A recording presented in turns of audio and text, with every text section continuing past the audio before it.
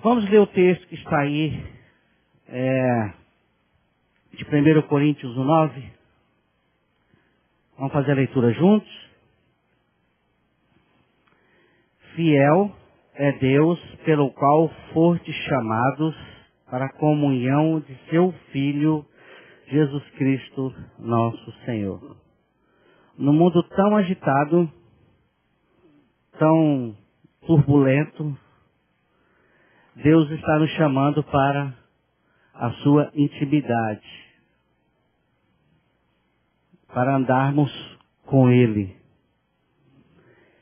termos uma comunhão com Ele. Pai, graças te damos por esta manhã, por cada pessoa que aqui está. Tu conheces o coração de cada um. Tu sabes perfeitamente o que se passa. Tu conheces as nossas necessidades. A nossa ansiedade não te é oculta. Por isso, Pai, nós lançamos sobre Ti toda a nossa ansiedade, sabendo que Tu tens cuidado de nós. Cubra-nos nessa manhã com o Espírito Santo. E para aqueles que precisam ser regenerados, que o Espírito Santo convença do pecado. E para aqueles que precisam conhecer mais a Jesus Cristo, que o Espírito Santo venha revelar mais e mais da pessoa de Cristo em nossas vidas. Em nome de Jesus que nós oramos. Amém.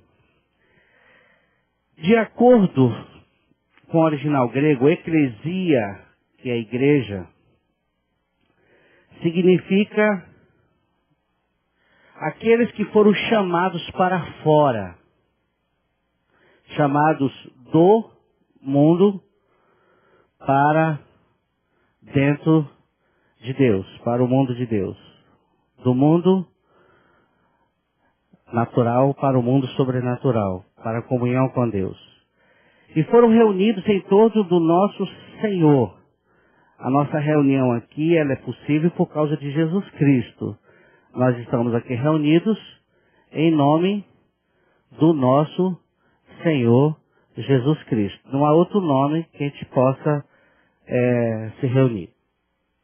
Deus chamou o homem de entre todas as nações, tribos, línguas e povos. Ajuntou-os em Cristo para glorificar o seu nome. Se não for para a glória de Deus, tudo se perde, tudo é vazio.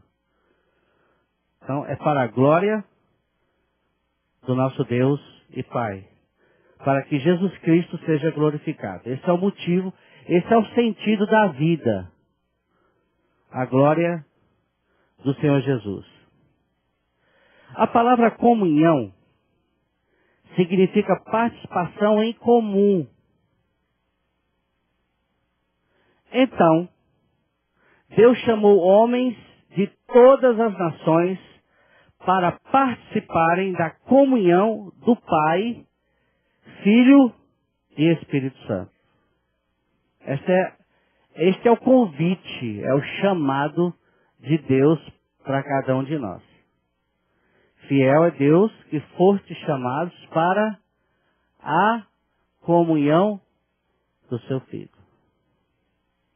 A igreja, portanto, é uma comunhão viva, fundamentada na comunhão do Pai, do Filho e do Espírito Santo. São três pessoas distintas, não me pergunte, não sei explicar isso, mas são três pessoas distintas com a mesma essência. Mas são três pessoas.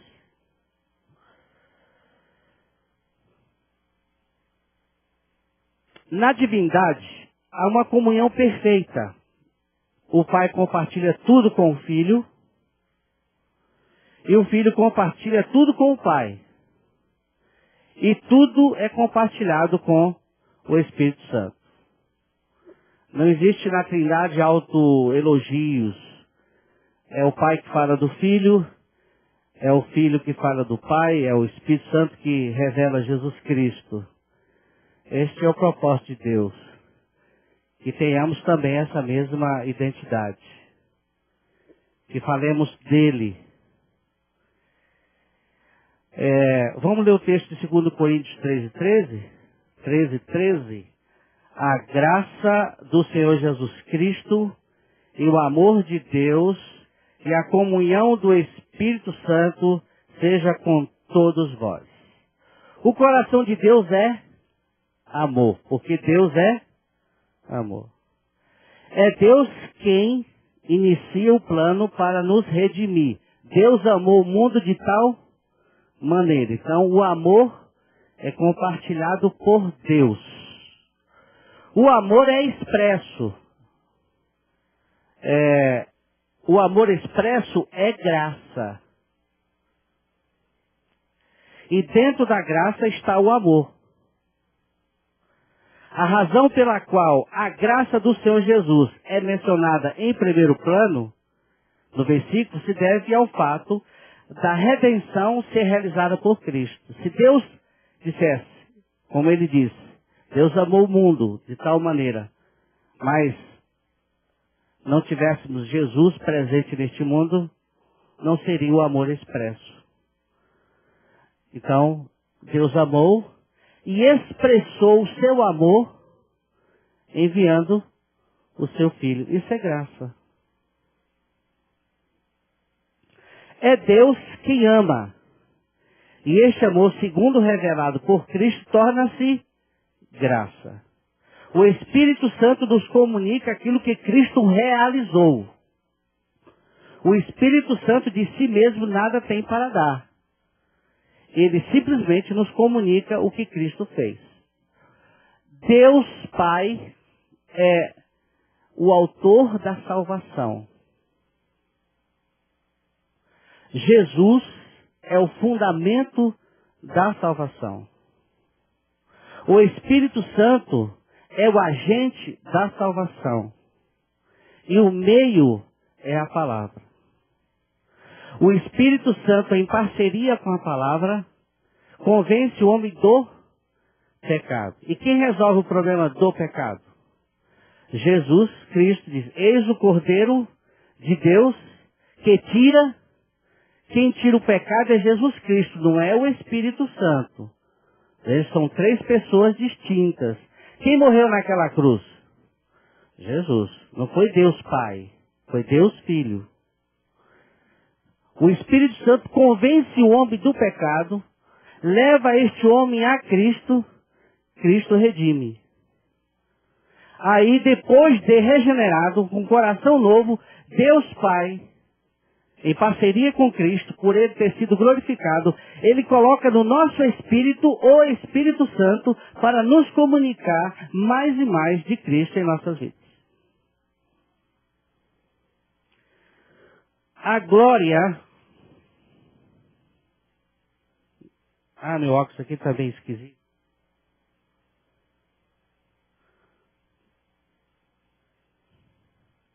Eu estou me acertando, viu? Eu estou usando óculos recentemente. Estou pegando aqui o foco. O Sérgio já me ensinou, mas eu me perco às vezes. A glória e o gozo da comunhão na divindade é algo que está além da nossa compreensão. Não dá para saber. Foge do nosso entendimento. Uma comunhão que vem aí, que se estende por toda a eternidade de Deus Pai, Deus Filho, Deus Espírito Santo, não dá para a gente entender isso como uma mente finita. Mas, graças a Deus, por causa do seu grande amor, ele estendeu essa comunhão através do seu Filho para a humanidade. Este desejo de formar uma família, que é uma igreja, o corpo de Cristo, para este fim está revelado nessas palavras do apóstolo João. 1 João 1:3. Vamos ler? E ouvimos, isto vos anunciamos, para que também tenhais comunhão conosco. E a nossa comunhão é com o Pai e com o seu Filho, Jesus Cristo. Então, a comunhão está sendo estendida a todos nós.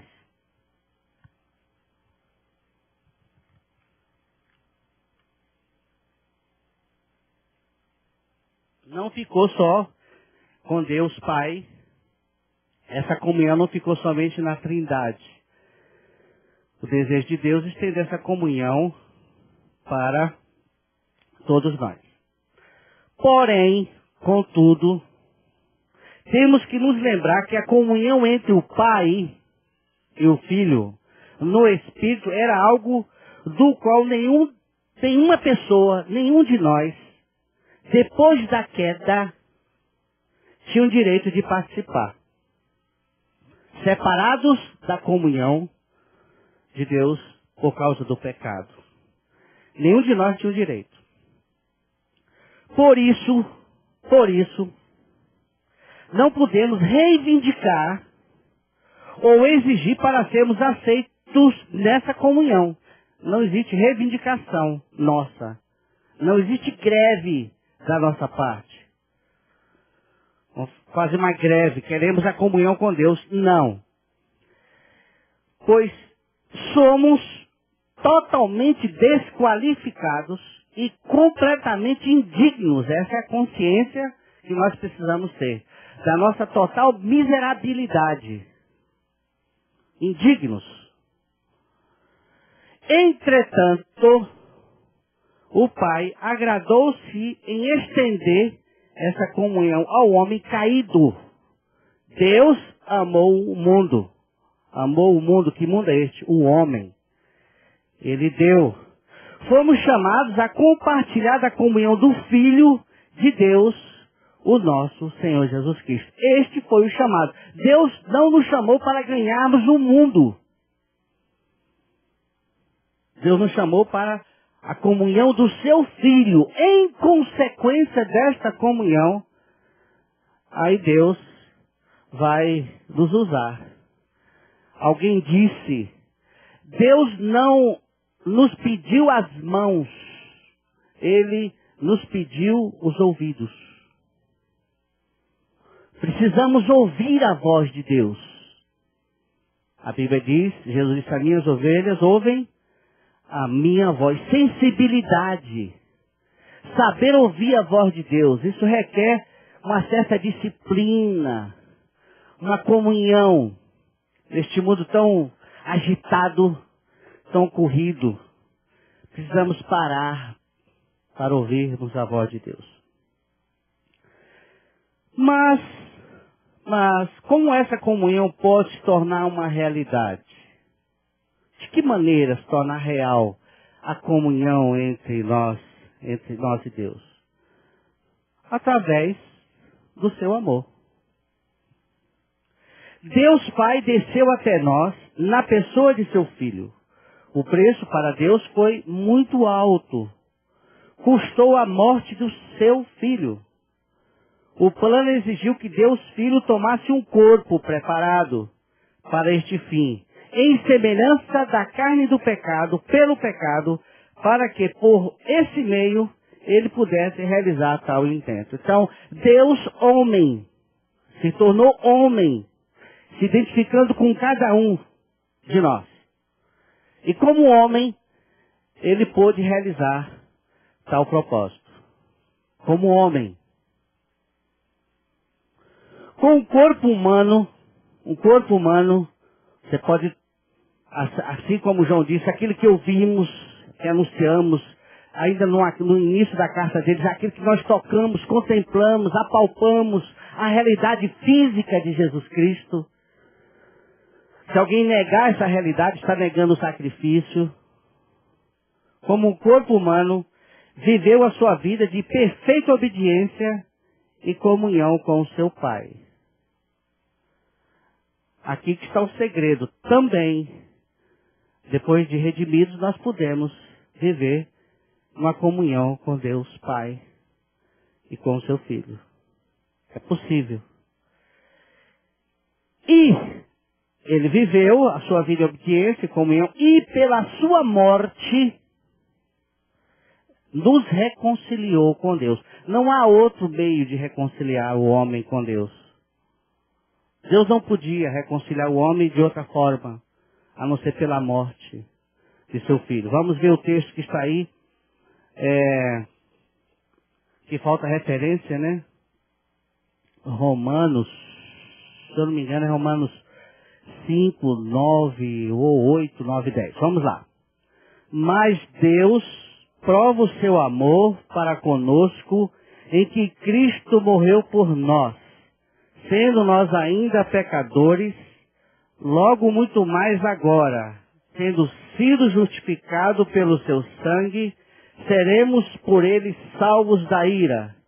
Porque se nós, sendo inimigos, fomos reconciliados com Deus pela morte de seu Filho, muito mais, tendo sido já reconciliados, seremos salvos pela sua vida. Amém?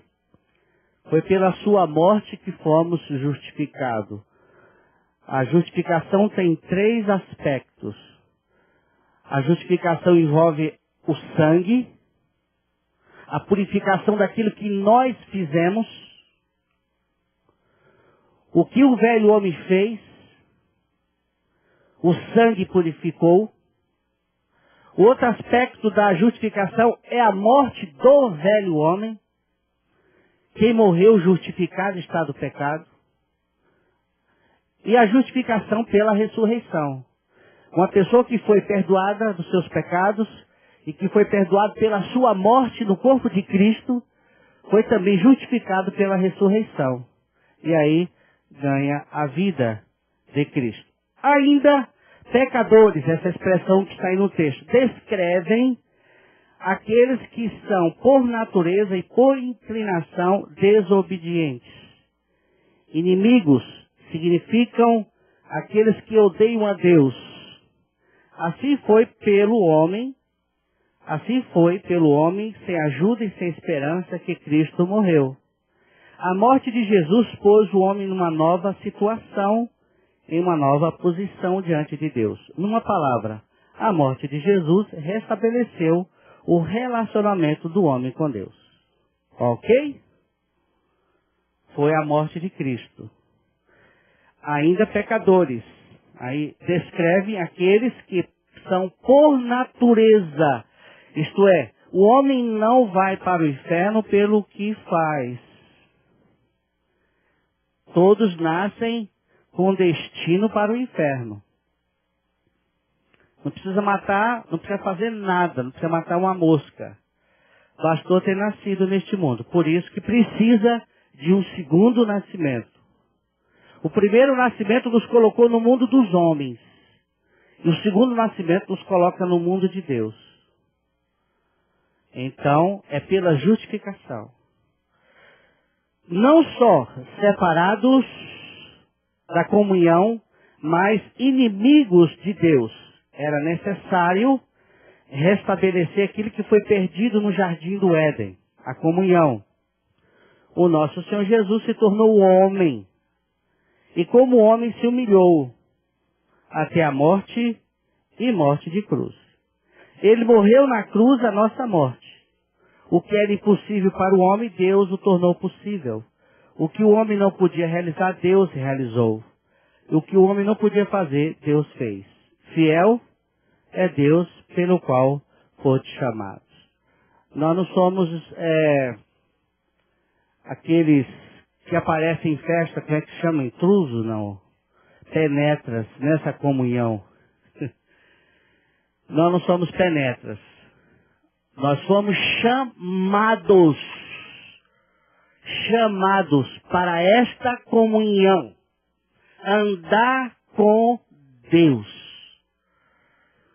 Você é nascido de novo? Você crê que você morreu? O Espírito Santo habita no seu espírito. E você pode viver em comunhão com o Pai, glorificando, viver em comunhão com Jesus Cristo através do Espírito Santo. Mas não. Estou ficando cego mesmo. Depois de 50, Eu fiquei triste que a semana passada eu completei, não vou falar quantos anos. Estou ficando sério. O chamado de Deus a essa comunhão se tornou possível porque Ele se deu a si mesmo por nós. E por meio da vida de Cristo implantada no nascido de novo, este pode responder a este chamado.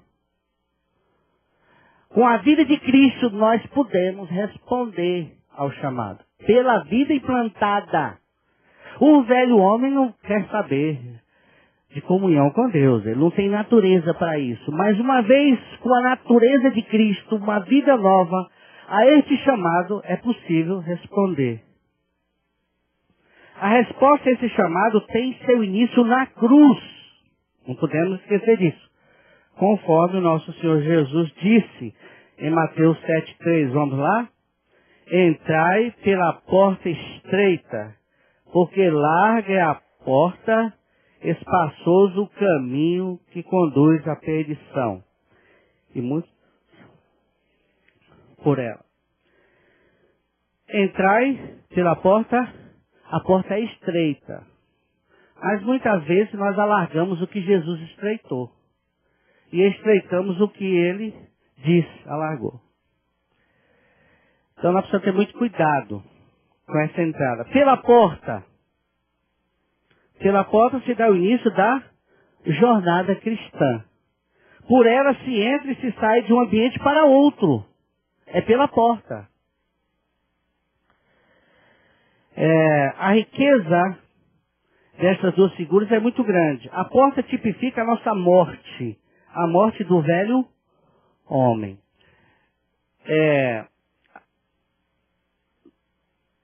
Nós precisamos ter muito cuidado. Nós precisamos ter muito cuidado para não banalizarmos a salvação. Passando aqui no centro de Londrina, eu vi um rapaz, um moço, evangelizando. Com um grupo, tinham várias crianças e vários adultos.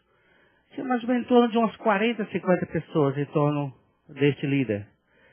E ele fez uma pergunta: alguém aqui quer ser salvo? Levante a mão. As crianças levantaram as mãos, os adultos também. Quem não quer ser salvo, né? Aí, ele disse: agora vocês vão confessar comigo agora. Aí, ele disse: ó Senhor Jesus. O grupo repetiu: ó Senhor Jesus. Aí ele disse: vocês estão salvos. Né? Vocês estão salvos. Precisam ter muito cuidado. Essa é uma forma reduzida, ou resumida, encurtada, de Romanos 10:10. Se confessares a tua boca. Então, para apressar até a experiência, eles encurtaram o versículo bíblico. Facilitaram demais. Ó Senhor Jesus, vocês já estão salvos. Precisam ser cuidadosos. Não é por aí. Uma simples confissão, sem a revelação, é complicado.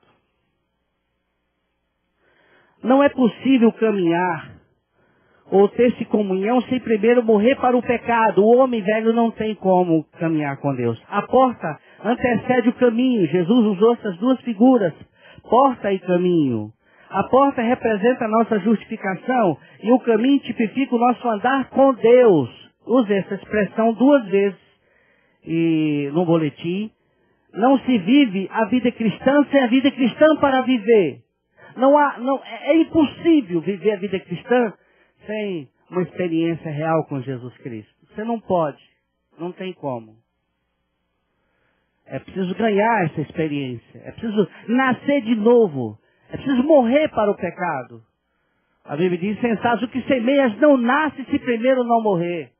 Precisamos ter convicção da nossa morte com Cristo para andarmos com Deus. Porta significa a entrada. Com um passo, você sai de um ambiente para outro. Justificação. O povo saiu do Egito uma noite. Saiu do Egito. Mas levou 40 anos para tirar o Egito de dentro do coração. Então, para sairmos do velho homem, bastou um passo, a porta. Por que ela é estreita? Porque nós somos inchados em nós mesmos. Não é porque Jesus dificultou a salvação. É porque nós somos orgulhosos, soberbos demais. Então nós não passamos. Não dá para curvar. Então, se gasta um dia, uma noite para tirar o povo do Egito. E 40 anos para tirar o Egito de dentro do povo. É assim que Deus faz.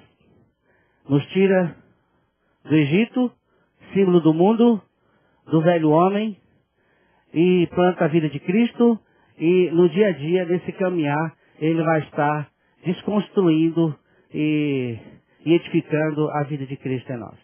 O propósito do nosso andar com Deus, em Cristo, é conhecê-lo. Por que você quer andar com Deus? Esse é o sentido da vida. O sentido da vida é andar com Deus. Mas qual o propósito? À medida que caminhamos com Deus, à medida que caminhamos com Deus, aprendemos a reavaliarmos como criaturas caídas, não fortes e autossuficientes, que suponhamos ser, mas fracas e totalmente dependentes. O que é caminhar com Deus? É exatamente isso. É descobrirmos que somos fracos. É na fraqueza que nós descobrimos o poder de Deus. Ah, Deus não tem gigantes espirituais. Como eu gosto dessa explicação ilustrada pelo Evangelho segundo São João. Ele explica o que significa crescer em Cristo. Quarta-feira nós iniciamos aqui um estudo sobre o Evangelho de João. Como é que João explica o crescimento? Através dos milagres. Quantos milagres? 8. Quer dizer que esses milagres explicam como crescer em Cristo? Sim. Como assim? Vou dar uma visão para vocês. São 8 milagres.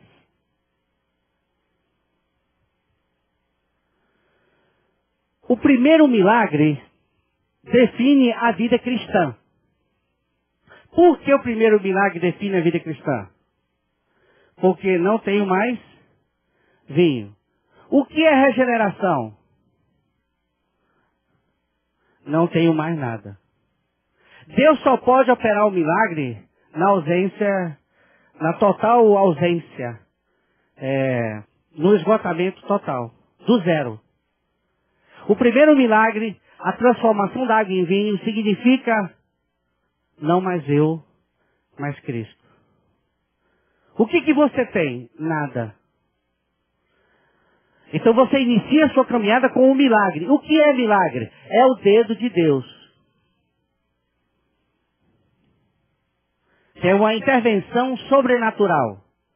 A regeneração é um milagre. Se você chega cheio diante de Deus, você vai sair vazio. Mas se você chegar vazio, você sai cheio de Deus. Isso aconteceu com os 2 homens, aqueles que foram no templo orar. Um disse, eu não sou, o outro disse, eu sou. O que disse, eu sou, saiu sem Deus. O que disse, eu sou um miserável, saiu cheio de Deus. Isso é um milagre. E para o homem chegar ao esgotamento, é Deus. Deus precisa trabalhar neste homem, para chegar ao fim dele mesmo. Porque nós somos muito fortes em nós mesmos. O maior problema do homem é ele mesmo. É ele mesmo. Deus precisa vencer-nos. Deus precisa nos derrotar. Nos levar ao fim de nós mesmos. Para dar início à vida dele. E aonde se dá isso? Na cruz. Por quê? O grau mais baixo da fraqueza onde é? A morte. Aí inicia. O primeiro milagre define o que é vida cristã. Mas aí você vai caminhar e descobre a morte do filho do oficial, o que é viver pela fé. Aí você está empolgado. Viver pela fé sem sentimento. O que é? O justo vive pela fé sem ver nada. Eu não vi nada, mas eu morri, Cristo é minha vida. E você vai descobrir a beleza de viver pela fé. Aí você anda um pouquinho mais, você encontra o homem paralítico de Betesda. A impossibilidade total dele. Aí você descobre que é graça. Jesus vendo-o. E ele fica encantado com a graça. Descobre como é viver por essa graça. E ele anda um pouquinho mais e vê Jesus Cristo andando sobre as águas. O poder da palavra. Mas antes, a multiplicação dos pães. Ele descobre que ele é o multiplicador de vidas. Ele está animado porque agora ele nasceu de novo, ele vive pela fé, ele tem a graça, é o multiplicador de vidas. E aí ele vê Jesus andando sobre as águas. Descobre o poder de viver sobre a palavra. E anda mais um pouquinho e descobre o cego de nascença. Que ele tem visão. Que não há explicação, mas eu sei. Eu era cego, mas agora eu vejo. Ele tem visão, ele pode ver Cristo. Aí ele anda um pouquinho mais, tem a ressurreição de Lázaro. Ele descobre o poder da ressurreição. Há o poder da vida de Cristo em nós. Ressuscitamos em Cristo. Cristo é a nossa vida. Ele está animado. Quando ele chega no último milagre, a grande pescaria. Jesus pergunta, que tendes para comer? O que eles respondem? Não. Entenderam o que significa crescer em Cristo? Começar do zero e terminar no zero. Vocês têm alguma coisa que comer? Não. Eu pensei que eu tinha muita coisa para oferecer depois de uma longa caminhada. Descobri o que é viver pela fé, pela graça, ser multiplicador de vidas. Descobrir o poder da palavra, a visão e a ressurreição. Aí Jesus pergunta, vocês têm alguma coisa? Não. Lança as redes. O que eles escolheram? Abundância de peixe. O que significa isso? O que significa abundância? É Cristo. Então isso é crescer em Cristo? Você descobre que não é nada? Que você descobriu um milagre? O milagre da regeneração? Aí você caminha e descobre lá no final que você não tem nada. Isso é crescer em Cristo. Convém que Ele cresça e que nós diminuamos. O tema do Evangelho de João é versículo 10, do capítulo 10, versículo 10, a parte B. Quando diz lá, o diabo veio para matar, roubar e destruir. Eu vim para que tenham vida e vida em abundância. O que é vida? É o primeiro milagre. O que é abundância? É o último milagre. Como é que você pode juntar um milagre com o outro? Há uma simetria entre o primeiro milagre e o último milagre. O primeiro milagre define a vida cristã. O último milagre define o que é esta vida cristã. A vida cristã começa como não mais eu e termina, Cristo é o meu tudo. Isso é vida cristã. Nós estamos estudando na quarta-feira, na minha escala, lógico. O Evangelho de João. O que é crescer? É não mais eu, mas Cristo.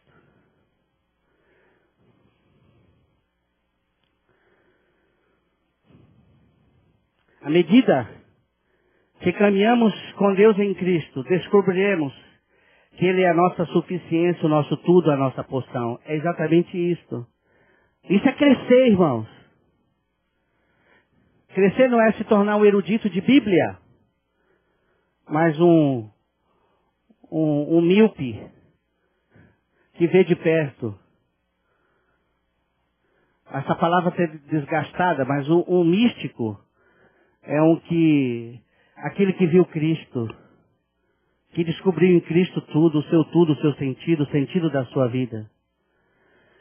Podemos expressar como Abacuque expressou diante da ruína econômica ou outra privação qualquer aí, Abacuque 3, 7, 19, vamos ler juntos? Porque ainda que a figueira não floresça, nem haja fruto na vide, Ainda que decepcione o produto da oliveira, e os campos não produzam mantimentos, ainda que as ovelhas da malhada não sejam arrebatadas, e nos currais não haja gado, todavia eu me alegrarei no Senhor, exultarei no Deus da minha salvação. O Senhor Deus é a minha força, e fará os meus pés como as servas, e me fará andar sobre as minhas alturas. Não podia ser diferente para aquele que anda com Deus, pois conhecendo-o, se satisfará por completo, não precisando nem desejando coisa alguma além disso. O Senhor é a minha porção da minha herança e do meu caso. No seu diário, Frank Laubach expressou assim o seu sentimento da presença de Deus. Esse é considerado um místico da igreja, de 1800 e pouco. A descoberta mais importante de toda a minha vida é que uma pessoa pode pegar uma cabana pequena e rude e transformá-la em um palácio, simplesmente inundando-a com a presença de Deus. É vero? É vero. Um céu na terra. O que é céu na terra? Não mais eu, mas Cristo. Você está esperando ir para o céu para viver uma vida de céu no céu? Não, é possível ver um céu na terra, porque Cristo veio do céu. Como eu gosto dessa explicação. Quando ele viveu há 2 anos atrás, fisicamente, quando ele ia para uma região, vamos dizer lá para Cafarnaum, ele transformava Cafarnaum no céu na terra, porque ele era o céu na terra. Quando ele ia para Jerusalém, ele transformava Jerusalém em céu na terra, porque ele era o céu em Jerusalém. Assim, em qualquer lugar que ele fosse. E agora, Cristo vive em você. É possível você viver um céu na terra, mas no contexto infernal? É. Você pode transformar um inferno no céu? Pode. Qual é o seu ambiente? Em que ambiente você está vivendo? É dramático? Um céu na terra você pode viver. Porque Cristo é o nosso céu. Isso não é uma utopia. Isso é uma realidade espiritual que se apropria pela fé, que não é sentimento. É fé que se apoia na palavra. Deus disse, está dito.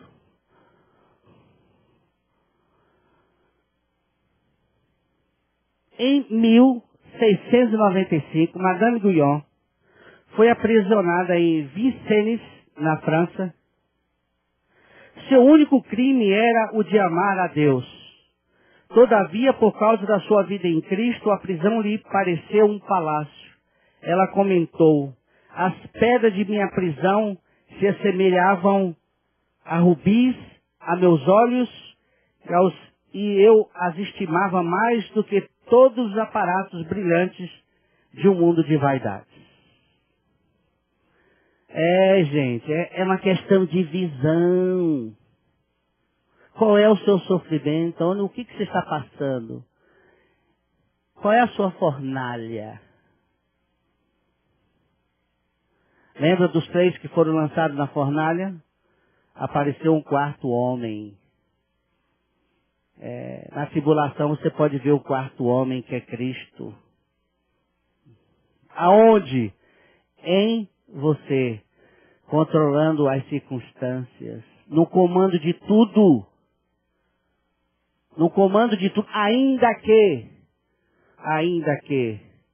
todavia, eu me alegro. Não viver de cabisbaixo, ó céus, ó terra, olha o mundo, olha aí agora, o que eu faço com minha vida?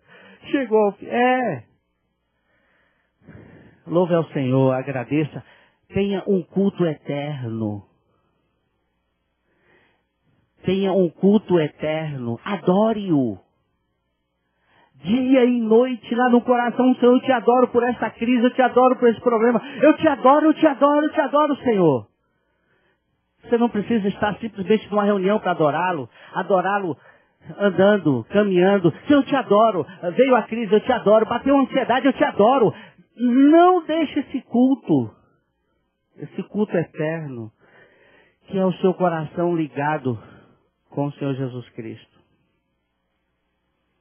Por que Deus nos chamou para andarmos com Ele? Porque Deus é um Deus de propósito. E o propósito de Deus é que seus filhos sejam semelhantes ao seu Filho, o nosso Senhor Jesus Cristo. Vamos ler juntos? Ora, o Senhor é Espírito, e onde está o Espírito do Senhor, aí há liberdade. Mas todos nós, como rosto descoberto, refletindo como espelho a glória do Senhor, somos transformados de glória em glória na mesma imagem, como pelo Espírito do Senhor.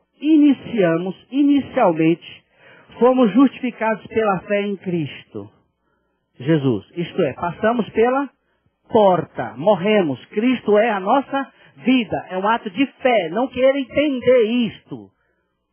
Não use a razão. A Bíblia diz que você morreu. Passemos para o outro lado. Passemos para o outro lado. Quem disse que nós morremos? Quem disse isso? A palavra de Deus diz. E aí você crê. O nosso velho homem foi crucificado. Depois santificação e finalmente glorificação. De glória em glória estamos sendo transformados à imagem de Cristo. E dessa forma que crescemos. O crescimento é sermos parecidos, semelhantes a Jesus Cristo. Essa frase aqui do Dr. Christian Shane: não desejamos nos transformar em eruditos da Bíblia. Não desejamos apenas que o Senhor responda nossas orações. Desejamos ser transformados à imagem do nosso Senhor de glória em glória. Esse é o maior desejo do nascido de novo. Não é se tornar rico. Você pode até ser rico, ter muito dinheiro, mas esse não é o propósito. Você vive para quê aqui? Qual o sentido da vida? Se não for para a comunhão em Cristo, ela perde o sentido. Tudo é vazio. Uma enxurrada é suficiente para levar tudo. Uma queda na bolsa leva, de repente, a esperança de muitos. Mas isso aqui não existe tsunami. Nenhuma força externa pode arrancar essa experiência em Cristo, o desejo de ser semelhante a Jesus Cristo. Você tem no coração isto, o desejo de ser transformado de imagem, de glória em glória? Ser um parecido com Jesus Cristo? É como aquele homem que depois de sair da casa, as crianças diziam, pai, quando é que Jesus Cristo volta para a gente brincar com ele? Será que isso pode se tornar real? Quais são as características de uma pessoa em Cristo Jesus? E a Bíblia está cheia. Uma delas é a doação. Quem morreu não vive mais para si. É uma das características. É amar. Não viver mais para si. Não está voltado mais para o seu umbigo. Ele está voltado para o outro. Amando a Deus e amando aos irmãos. Não poderia ser diferente, não. Já estamos ainda na frente. Estou perdido. Os filhos de Deus não precisam se isolar para ter comunhão com Deus. Eles são templos do Espírito Santo. E contemplando o Senhor, contemplando a glória do Senhor, por isso são transformados à sua imagem. Esse é o caminho. Após a salvação, o espírito daquele que foi redimido nunca mais estará só. O Espírito Santo habita para sempre no espírito dos que são de Cristo. A terceira pessoa da Trindade vive no seu espírito regenerado. E agora, ele vai promover através da palavra a revelação, trazendo mais de Cristo. Mais e mais. No momento da salvação, se estabelece uma união entre o Espírito Santo e o Espírito do cristão. Isso é a união com Deus em Cristo. Andai no Espírito significa que o Espírito Santo é a esfera do andar do cristão. Consultar. Você já perguntou para Deus, até para fazer uma compra, Senhor, isso aqui é para eu comprar? É para eu trocar esse carro? É para eu fazer isso? Nós já consultamos a Deus. Será que isso aí é uma neurose? Mas eu creio que viver nessa esfera da comunhão é perguntar para Ele. Comunhão, algo em comum. O Senhor quer que eu faça? O Senhor quer que eu vá? Para onde? Perguntar para Ele. Quem tem ouvidos para ouvir, ouça. Ele está falando, nós precisamos ouvir. Para o nosso bem. Senhor, é isso mesmo que o Senhor quer? É para lá mesmo? Por que isso aconteceu comigo? Amém. Eu te dou graças.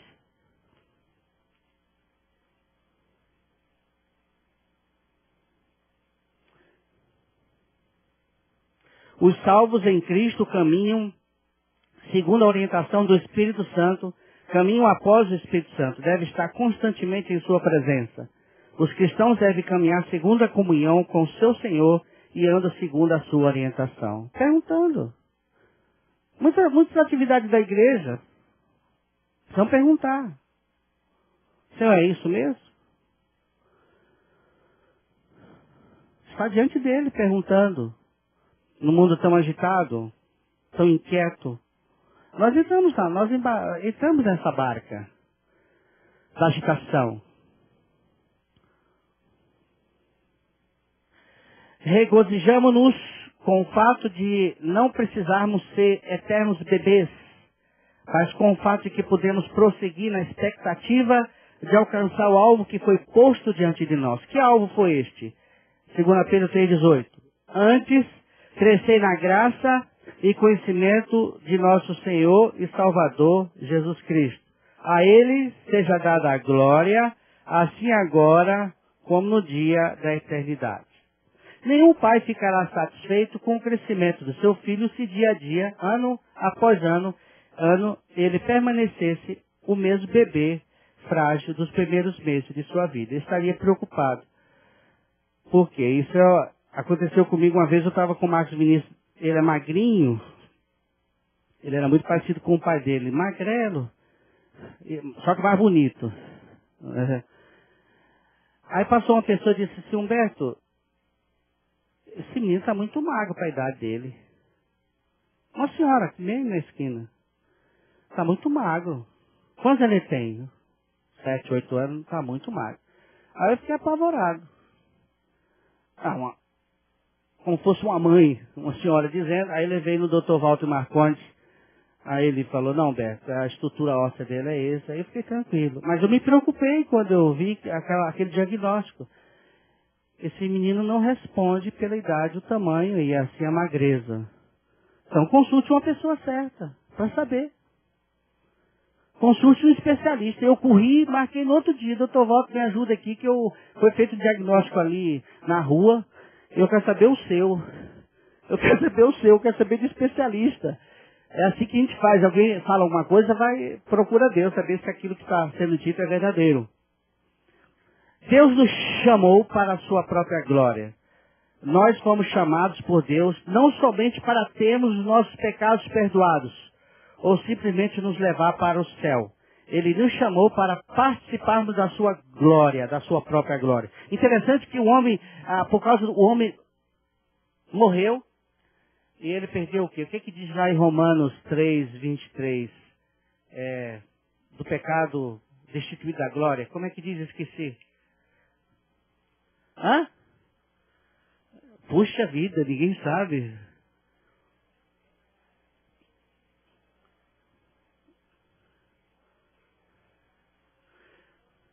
Todos pecaram, estão da glória de Deus. O que nós perdemos lá em Adão? A glória. Que glória é essa? A glória de Deus. Que glória de Deus é esta? Como é que a Bíblia define glória? Vamos lá? Vamos lá. João, deixemos o texto só um minutinho. 10 minutos eu tenho ainda. Se alguém já falou assim que eu devia pensar no horário, porque às vezes eu passo 10 minutos aqui, tem gente que fica bravo. Vamos lá. João capítulo 2, versículo 11. Como é que a Bíblia define glória? Vamos lá. Como este deu Jesus, falando deste primeiro milagre, deu Jesus princípio a seus sinais em Caná da Galileia, manifestou a sua glória. Manifestou a sua glória. Por isso que existe uma simetria entre o primeiro milagre com o último milagre. Capítulo 21. Versículo 1. 21. Depois disto, tornou Jesus a manifestar-se e aos discípulos junto do mar de Tiberíades. E foi assim que ele se manifestou. O que é glória? É ele mesmo. Não tem mistério. Seremos transformados de glória em glória. O primeiro milagre, não mais eu, mas Cristo. O último milagre é a vida abundante. Eu vim para que tenham vida. É o primeiro milagre. Vida e abundância é o último milagre. Por que milagre? Porque a abundância sempre depende dele, não de nós. Não mais eu, mas Cristo. O que é glória? Glória é Cristo. E de glória em glória seremos transformados. A sua própria imagem. Imaginou sermos parecidos com Jesus Cristo? Que beleza. Isso não é utopia.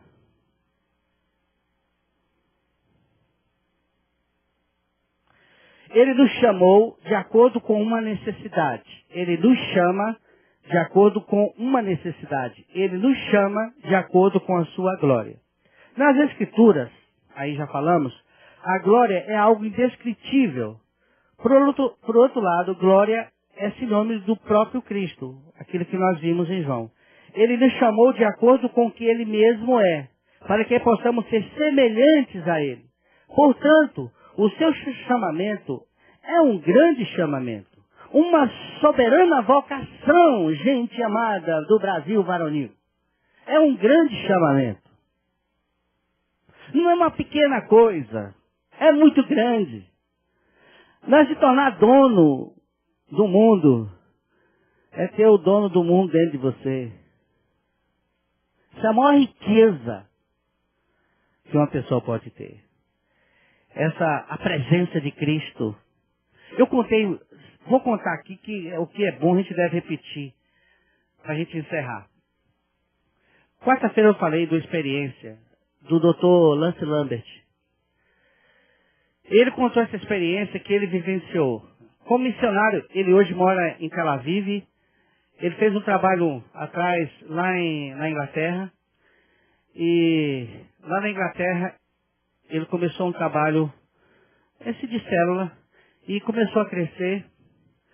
E houve necessidade de sair daquele ambiente para um outro. E uma pessoa ofereceu, disse, olha, eu tenho uma chácara. E eles foram lá e viram uma casa antiga, de 1800, vai lá pedrada.